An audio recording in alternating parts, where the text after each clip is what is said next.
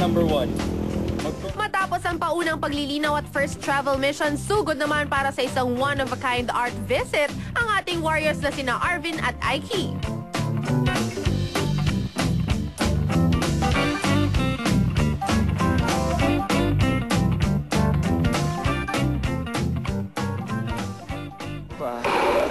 Hi, sir. Afternoon, sir. Hi, good afternoon. Arvin po. Aiki. Aiki. Kayo po may-ari? Yeah, ang galing po sir. Ako rin ang artist dito. Ako rin ang sculptor. For ano po? Gano'n nakatagal? Matagal na yan. So, we've been in the business for some 20 years. Wow. Isang ginagawa po, Yung gano'ng buo, katagal? yung Yung ano, kung usukain natin, kung siya lang gagawin namin, ano lang siya, nasa 1 month to 2 months.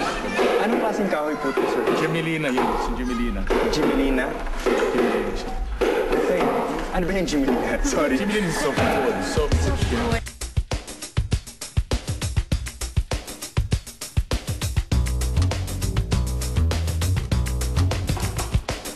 Oras na para sumubok ang mga warriors sa pag-uukit.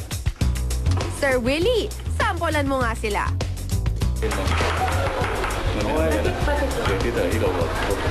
Left-handed po.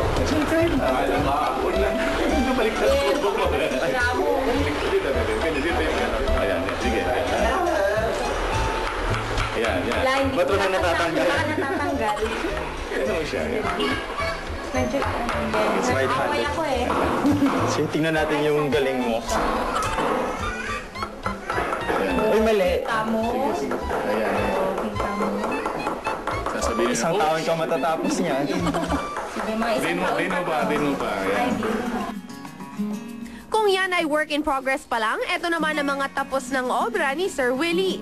Sa estilo na ang tawag ay hyperrealism, maging ang mga pores at pati eyelashes ng mga sculptures ay kitang-kita.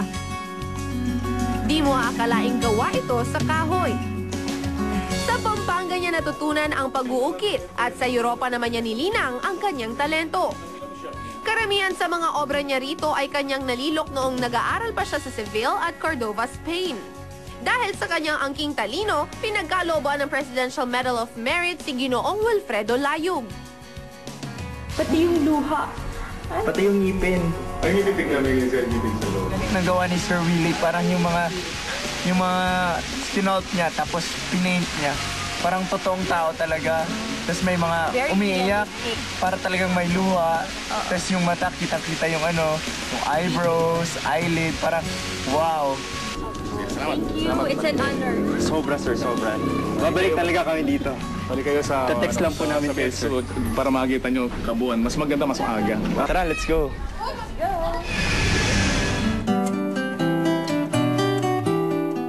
Kung ang Rome ay may Sistine Chapel, ang Pampanga naman ay may Betis Church.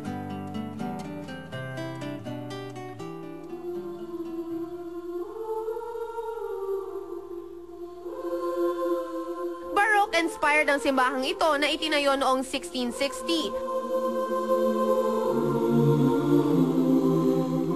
At fully restored kahit na 350 years old nang pinagsasambahan ng mga Kapampangan.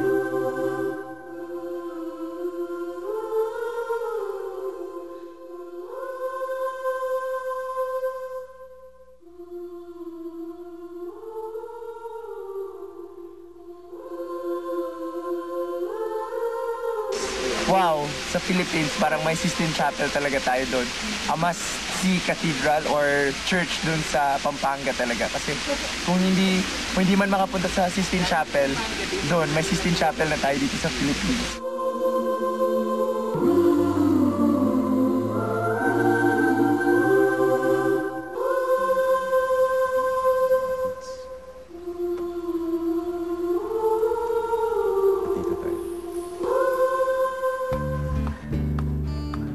Matapos ang religious and art tour ng ating warriors, balik kainan na naman sila. Welcome na welcome sila sa bahay ni Acheng Lilian. At hindi ito pangalan ng resto, kundi bahay talaga. Let's just say na bukas ang kusina niya para sa lahat.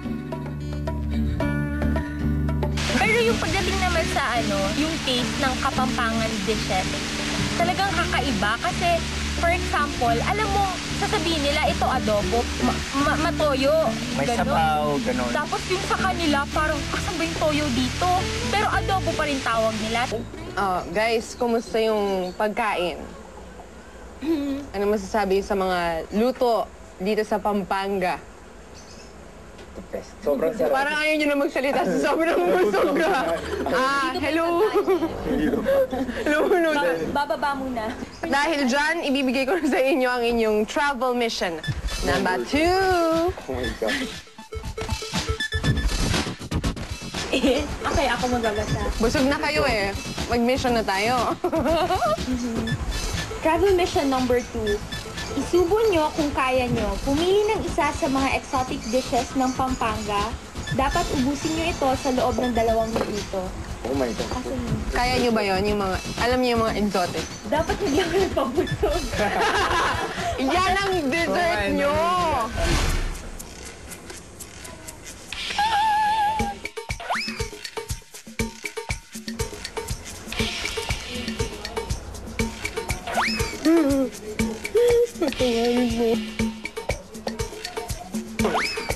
Hamaru!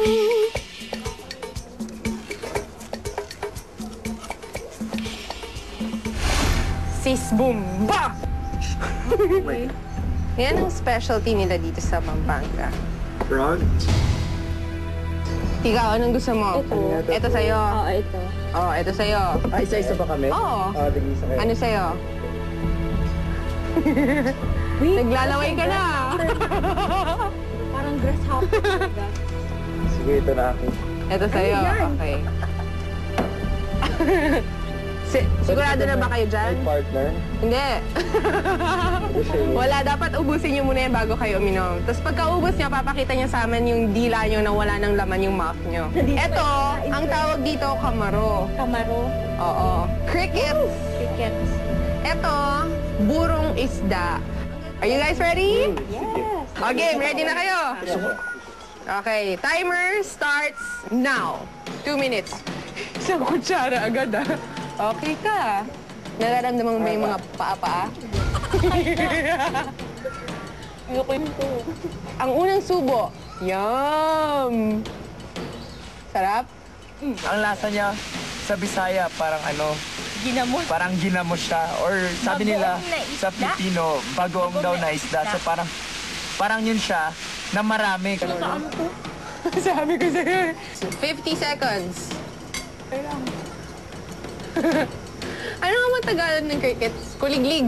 Kuliglig. Yan yung mga maingay sa gabi. Alam mo yung mga nasa sulok-sulok ng bahay natin pag may mga hala-halaman doon. Yung sa akin, at first sabi ko, mauubos ko talaga to within 2 minutes kasi kumuha ko na spoon and fork. Kasi crickets, tumutusok yung ano niya sa dila ko tsaka sa gums. Tapos ang hirap-hirap niya talaga kagatin. Yung iba, naiipit pa sa braces, ganyan. 30 seconds. Oh. Dapat ubos yan, ha? Dapat ipakita nyo sa amin na ubos. Nung malapit na yung time, tinago ko dito kasi kailangan daw nakaganon daw yung dila. 5, 4, 3, Wait lang, nandito na sa 2, Go! stop na. Diba? Konti na Tapos lang talaga. na. Konti na lang talaga. Tingin. Lunok na lang eh. Ganito eh. Sumabit sa braces. Okay na yan. Sumabit na sa braces. Patingin nga. Ayan. Ay, nako, hindi okay yan. Dahil dyan, dapat kainin nyo yan. Dapat kainin nyo yan. Tig-isa kayo dyan. Lang yan. Ayoko na. Nung biology, hindi ako na. Nag-dissect ng frog. Buhay naman yun. Ako lang Luto na. Luto na yan eh. Ay, umihi pa siya. Baka tumalo. Ang macho kaya ng frog. Ngayon ko tuloy na ubus.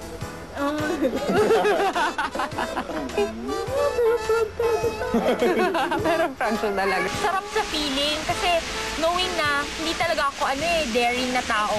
Lalo na sa food kasi yun nga mapili ako.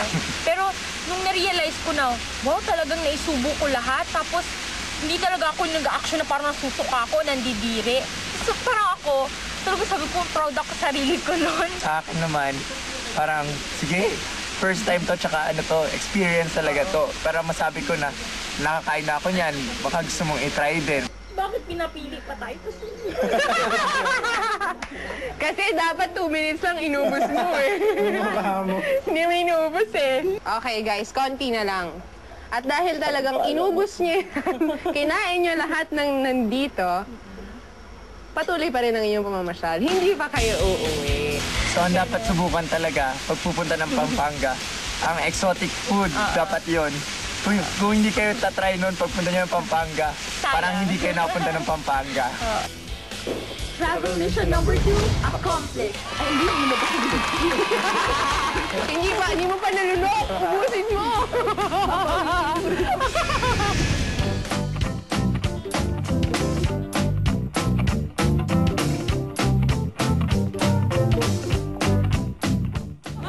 Para lang tayo. So, ipapasyal ko kayo dito. Isa to sa mga paborito kong kinakainan ng dessert.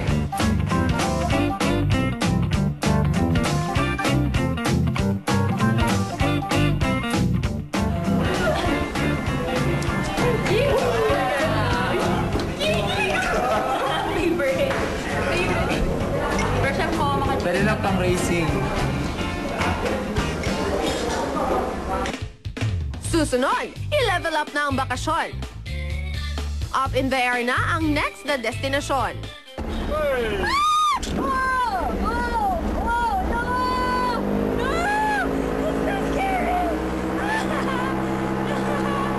Weekend Getaway. Pamimigay ng papremyong Weekend Getaway sa GMA News TV, oras-oras, panalo, text, and promo. Manood lang ng Weekend Getaway tuwing Biyernes mula July 4 to August 2 para magkaroon ng chance manalo ng luggage. Simple lang sumali. Abangan lang ang tanong at i-text ang sagot. Text GNTV space sponsor space answer at isend sa 2344 or 367. Sali na!